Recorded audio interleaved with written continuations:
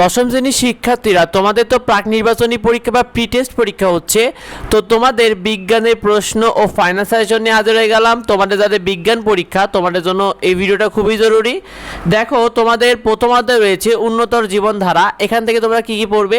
উন্নত জীবনধারা এই অধ্যায়টা তোমাদের জন্য ইম্পর্টেন্ট। এখানে তোমরা 4টা অংশ পড়বে খালি, শর্করা বা কার্বোহাইড্রেট, তারপরে রয়েছে 1.1.2 অর্থাৎ আমিষ বা প্রোটিন, 1.1.4 খাদ্যপ্রাণ বা ভিটামিন, আর 1.4.1 খাদ্য সংরক্ষণ পদ্ধতি। এই 4টা অংশ জাস্ট প্রথম অধ্যায় থেকে পড়ে ফেলো, তাহলে তুমি সৃজনশীল বলো, এমসিকিউ বলো, সব কিছুই কিন্তু কমন পেয়ে যাবে ইনশাল্লাহ। সুতরাং বই থেকে এই 4টা অংশ পড়ে ফেলো, খুব একটা সময় লাগবে না। এবার তোমাদেরকে জানিয়ে দিই, তোমাদের দ্বিতীয়তে রয়েছে জীবনের জন্য পানি। এখানে তোমরা 2.1 অর্থাৎ পানির ধর্ম, তারপর পানির মানদণ্ড এবং বৈশ্বিক উষ্ণতা, এইটা সবচেয়ে বেশি ইম্পর্টেন্ট। বৈশ্বিক উষ্ণতা, কারণ এখান থেকে সৃজনশীল বা সংক্ষিপ্ত প্রশ্ন তোমাদের একটা কিছু থাকবেই। সুতরাং এই 2.6 এটা একটু ভালো করে পড়বে, সেই সাথে প্রথম দুইটাও একটু ভালো করে দেখবে। এবার তোমাদেরকে দেখিয়ে দিই, তৃতীয় অধ্যায় রয়েছে তোমাদের হৃদযন্ত্রের যত কথা ও অন্যান্য যে বিষয়গুলো রয়েছে।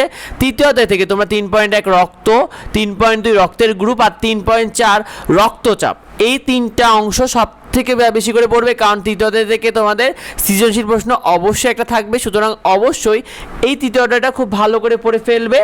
তোমাদের চতুর্থ অধ্যায় রয়েছে বয়ঃসন্ধিকাল। চতুর্থ অধ্যায় থেকে তোমরা কি কি পড়বে? চতুর্থ অধ্যায়ে তোমরা বয়ঃসন্ধিকালে পরিবর্তন সম পড়বে, বয়ঃসন্ধিকালে বিবাহ এবং গর্ভধারণ যেটা রয়েছে, 4.2 সন্তানের লিঙ্গ নির্ধারণ এবং জৈব অভিব্যক্তির ওপর বিভিন্ন মতবাদ। এই 4টা অংশ তোমরা চতুর্থ অধ্যায় থেকে পড়ে ফেলো, কারণ চতুর্থ অধ্যায় থেকে এই 4টা অংশ তোমাদের সব থেকে বেশি গুরুত্বপূর্ণ এবং এটা বেশি আসে। সুতরাং অবশ্যই এই 4টা অংশ বেশি পড়ে ফেলবে। এবার তোমাদেরকে জানিয়ে দিই, পঞ্চম অধ্যায় রয়েছে দেখতে চাই আলো। এই দেখতে চাই আলো থেকে তোমরা পঞ্চম অধ্যায় থেকে আলোর প্রতিসরণ, লেন্স, চোখের ত্রুটি এবং তার প্রতিকার, এই 3টা অংশ সবচেয়ে বেশি গুরুত্ব দিয়ে পড়বে। আর তোমাদের ঘ নাম্বারের জন্য অনেক সময় আসে চোখ ভালো রাখার উপায়, অথবা সংক্ষিপ্ত প্রশ্ন আসতে পারে চোখ ভালো রাখার উপায়, সেক্ষেত্রে এই অংশটা পড়বে। তবে প্রথম 3টা অংশ তোমাদের এমসিকিউ এবং সৃজনশীলের জন্য সব থেকে বেশি দরকার হবে। এবার তোমাদেরকে জানিয়ে দিই, ষষ্ঠ অধ্যায় রয়েছে পলিমার। পলিমার থেকে তোমরা 6.1 পলিমার, 6.2 হলো সুতা এবং 6.3.2 প্লাস্টিক, এই 3টা অংশ ভালো করে পড়বে। তো প্লাস্টিকের অংশটা বেশি পড়বে, কারণ এখান থেকে এমসিকিউ বেশি কমন পাবে। সুতরাং এই অংশটা বেশি করে পড়বে। তোমাদের সপ্তম অধ্যায় রয়েছে অম্ল, ক্ষারক এবং লবণের ব্যবহার। তোমরা এখান থেকে 7.1 অ্যাসিড, 7.2 পিএইচ এর মান জানার প্রয়োজনীয়তা, কারণ এই পিএইচ এর মান থেকে তোমাদের সংক্ষিপ্ত প্রশ্ন না হলে একটা সৃজনশীল একটা অংশ অবশ্যই থাকবে। আর 7.4 লবণ, এইটা পড়বে।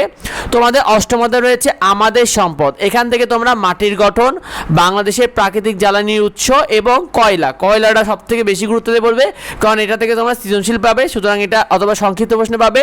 সুতরাং এই 3টা পার্ট পড়ে ফেলবে। আর তোমাদের দশম অধ্যায় রয়েছে এইসব বলকে জানি। এখান থেকে তোমরা ধাক্কা ও টান বল, বলের পরিমাণ এবং নিউটনের দ্বিতীয় সূত্র, এটা তো অবশ্যই লাগবে, তোমরা জানো এর একটা অঙ্ক রয়েছে, এবং বলের প্রকৃতি, এই 3টা অংশ পড়ে ফেললে তোমাদের বিজ্ঞানে প্রাক নির্বাচনী পরীক্ষার জন্য তোমাদের পুরোটাই কাভার হয়ে যাবে। এমসিকিউ বলো, সৃজনশীল বলো এবং সংক্ষিপ্ত প্রশ্ন বলো।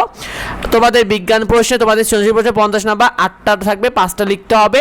সংক্ষিপ্ত প্রশ্নে 20 নাম্বার, 15টার থাকবে, সেখানে তোমাদের 10টা লিখতে হবে। সময় 2 ঘন্টা 30 মিনিট, আর এমসিকিউ 30 মিনিট থাকবে, 30 নাম্বার থাকবে 30 মিনিটের জন্য। তোমাদের প্রতিটি সাবজেক্টের নিয়মিত ফ্রি শিট এবং সাজেশনগুলো পেতে আমাদের এডুবঙ্গ ইউটিউব চ্যানেলকে সাবস্ক্রাইব করে রেখো, এডুবঙ্গ ফেসবুক পেজকে ফলো দিয়ে রেখো। তোমাদের কার কি সাজেশন দরকার অবশ্যই কমেন্টে আমাদেরকে জানিয়ে দিও। দেখা হয় পরবর্তী ভিডিওতে। ধন্যবাদ সবাইকে।